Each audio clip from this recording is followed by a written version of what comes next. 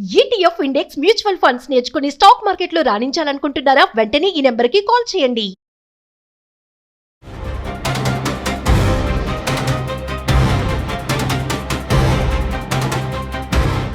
నమస్కారం అండి. నేను మీ నిండు రవికుమార్ని. సుమన్ టీవీ వీక్షకులకు పునఃస్వాగతం. ప్రతి ఇంటికి ప్రాపర్టీ కార్డ్, ప్రాపర్టీ ఓనర్స్ అందరికీ కూడా ప్రాపర్టీ కార్డు ఇష్యూ చేయబోతున్నారా అన్నది ప్రశ్న. ఇక్కడ దీన్ని చర్చిద్దాం.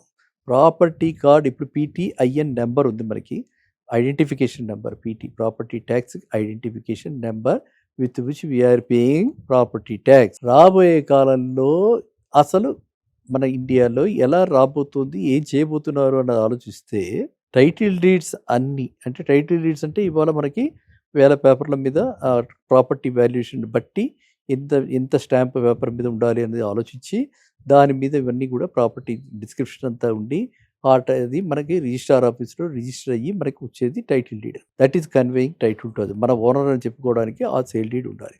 ఆ సేల్ డీడ్స్ అన్నీ ఫిజికల్ ఫామ్లో ఉన్నాయి. అయితే రాబోయే కాలంలో ఇప్పుడు గవర్నమెంట్ ఆలోచిస్తున్నది ఏంటంటే ఇలా ఫిజికల్ ఫామ్లో ఉన్న వాటన్నిటిని కూడా డిజిటలైజేషన్, మొత్తం కూడా డిమాట్ ఎలా అయితే షేర్ సర్టిఫికేట్ చేస్తారో అలా వీటిని సేల్ డీడ్స్ అన్నిటినీ కూడా డిమాట్ చేసేసి అందరివి డిజిటలైజేషన్ చేద్దామని చెప్పి ఒక ఆలోచనలో ఉన్నది. ఇది పైలట్ ప్రాజెక్ట్స్ చాలా జరుగుతున్నాయి. ఈ పైలట్ ప్రాజెక్ట్స్ జరుగుతున్న సమయంలోనే ప్రజల్లోకి ఇలాంటివి వచ్చేస్తున్నాయి.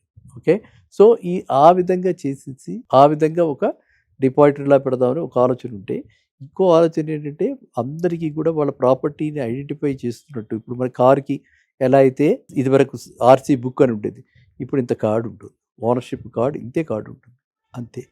అదేవిధంగా ప్రతి ప్రాపర్టీకి అది ఇంప్లిమెంట్ చేసావు చేయకపోయినా సరే ఈ విధంగా ఒక్కొక్కళ్ళకి ఒక్కొక్క ప్రాపర్టీ కార్డు ఇద్దామా. ఆ కార్డు మీద అన్ని చిప్పులో ఉంటాయి అనమాట, మెమరైజ్ చేసేసి ఉంటాయి, మన డీటెయిల్స్ అన్నీ ఉంటాయి, మనం ఎప్పుడు కొన్నాము, ఎవరి దగ్గర కొన్నాము, దాని టైటిల్ ఫ్లో అన్నీ అందులో ఉంటాయి. ఆ కార్డు హోల్డర్ కనుక ప్రాపర్టీ ట్యాక్స్ కట్టాలంటే ప్రాపర్టీ ట్యాక్స్ నెంబర్ కూడా దాని మీదే ఉండి ఈ విధంగా చేద్దామన్న ఒక ఆలోచనలో గవర్నమెంట్ ఉన్నట్టుగా నాకు తెలుస్తుంది. సో అదే ఇప్పుడు వీడు అడిగిన ప్రశ్న. సో మనకి దీనివల్ల ఏమిటి అంటే, ఒక రకంగా సులభంగా చక్కగా ఒక కార్డు ఉంటే చాలు, ఇంకో రకంగా ఇలా కార్డు మిస్ప్లేస్ అయ్యే అవకాశం చాలా ఎక్కువగా ఉంటుంది. కాబట్టి ఈ కార్డు చిన్నది కార్డు మిస్ప్లేస్ అయ్యే అవకాశం ఎక్కువగా ఉంటుంది. కాబట్టి ఈ కార్డుని మళ్ళీ మనం ఎలా అయితే ఆధార్ కార్డు 2-3 చేయించుకుంటున్నాము, లామినేట్ చేసామని పెట్టుకుని అవి చూపిస్తున్నాము, పాన్ కార్డు ఎలా చూపిస్తున్నాము, అదేవిధంగా ఈ ప్రాపర్టీ కార్డు కూడా 1-2 తీసి కాపీలు చేసుకుని పెట్టుకుంటే మనకు ఒకటి మిస్ప్లేస్ అయినా ఇంకొకటి ఉంటుంది. కానీ మళ్ళీ అప్పుడు వేరే ఇష్యూస్ వస్తాయి. ఒరిజినల్ సేల్ డీడ్ లాగా ఒరిజినల్ ప్రాపర్టీ కార్డు కూడా అడుగుతారు కాబట్టి. కానీ ఇవన్నీ కూడా మనం ప్రిజర్వ్ చేసుకోవడానికి చక్కగా బ్యాంక్ లాకర్స్లో కానీ ఇంట్లో లాకర్స్లో కానీ పెట్టుకోవడానికి వీలుగా ఉంటుంది. కాబట్టి ఇట్లాంటిది వస్తే నేనైతే హర్షిస్తా, స్టార్ట్ విత్ నేనైతే హర్షిస్తా. కానీ ఈ చర్య ఎలా చేపట్టబోతున్నారు, ఎంత జాగ్రత్తగా దీన్ని రికార్డ్స్ని మనం ఎలా తీయబోతున్నారు, ఎంత చక్కగా దీన్ని తీసి ప్రతి వాళ్ళకి ప్రాపర్టీ కార్డు ఇవ్వబోతున్నారు అన్నది మాత్రమే నాకు కొంచెం ఆందోళన కలిగిస్తూ ఉంటుంది. ఎందుకంటే మనం చూసాం కొన్ని ప్రాపర్టీస్లో ఇంత ముందర ఎసైన్డ్ ల్యాండ్ కాంతి ఇప్పుడు ఎసైన్డ్ ల్యాండ్ అయిపోయింది, అంత ముందర ఎసైన్డ్ ల్యాండ్ అయింది ఇప్పుడు ఫ్రీ ల్యాండ్ అయిపోయింది. సో ఈ విధమైనటువంటి అవకతవకలు చాలా జరుగుతున్నాయి. కాబట్టి రెవెన్యూ రికార్డ్స్లో ఎట్లాంటి అవకతవకలు జరగకుండా ఇలాంటి కార్డ్స్ ఇలాంటివన్నీ ప్రతిపాదించిన వాళ్ళు చేస్తే చాలా బాగుంటుంది. అందువల్ల మీరెవరు కూడా ఈ స్టేజ్లో ఇప్పటికి ప్రస్తుతానికి ఎవరు ఆందోళన చెందకండి.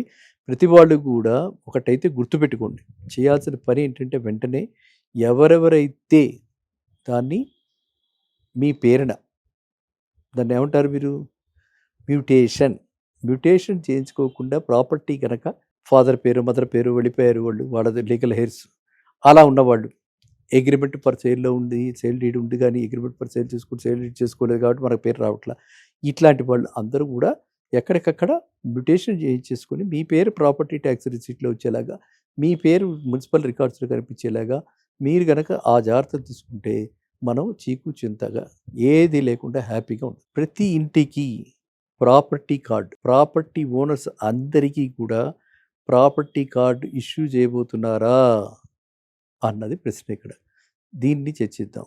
ప్రాపర్టీ కార్డ్ ఇప్పుడు పీటీఐఎన్ నెంబర్ ఉంది, మనకి identification number, property tax identification number with which we are paying property tax. రాబోయే కాలంలో అసలు మన ఇండియాలో ఎలా రాబోతుంది, ఏం చేయబోతున్నారు అన్నది ఆలోచిస్తే టైటిల్ డీడ్స్ అన్నీ అంటే టైటిల్ డీడ్స్ అంటే ఇవాళ మనకి వేల పేపర్ల మీద ప్రాపర్టీ వాల్యుయేషన్ బట్టి ఎంత స్టాంప్ పేపర్ మీద ఉండాలి అనేది ఆలోచించి దాని మీద ఇవన్నీ కూడా ప్రాపర్టీ డిస్క్రిప్షన్ అంతా ఉండి అది మనకి రిజిస్ట్రార్ ఆఫీస్లో రిజిస్టర్ అయ్యి మనకి వచ్చేది title deed. That is conveying title to అది. మన ఓనర్ అని చెప్పుకోవడానికి ఆ సేల్ డీడ్ ఉండాలి.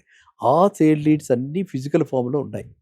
అయితే రాబోయే కాలంలో ఇప్పుడు గవర్నమెంట్ ఆలోచిస్తున్నది ఏంటంటే ఇలా ఫిజికల్ ఫామ్లో ఉన్న వాటన్నిటిని కూడా డిజిటలైజేషన్ మొత్తం కూడా డిమాట్ ఎలా అయితే షేర్ సర్టిఫికేట్ చేస్తారో అలా వీటిని సేల్ డీడ్స్ అన్నిటిని కూడా డిమాట్ చేసేసి అందరివి డిజిటలైజేషన్ చేద్దామని చెప్పి ఒక ఆలోచనలో ఉన్నది. ఇది పైలట్ ప్రాజెక్ట్స్ చాలా జరుగుతున్నాయి.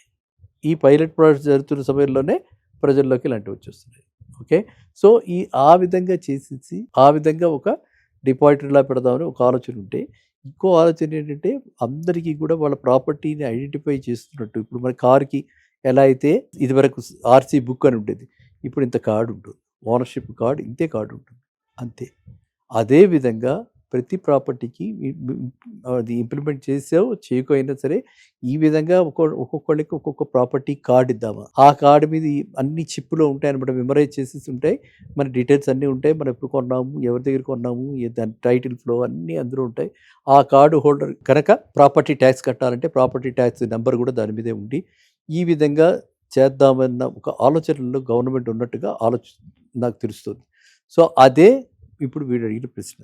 సో మనకి దీనివల్ల ఏమిటి అంటే ఒక రకంగా సులభంగా చక్కగా ఒక కార్డు ఉంటే చాలు.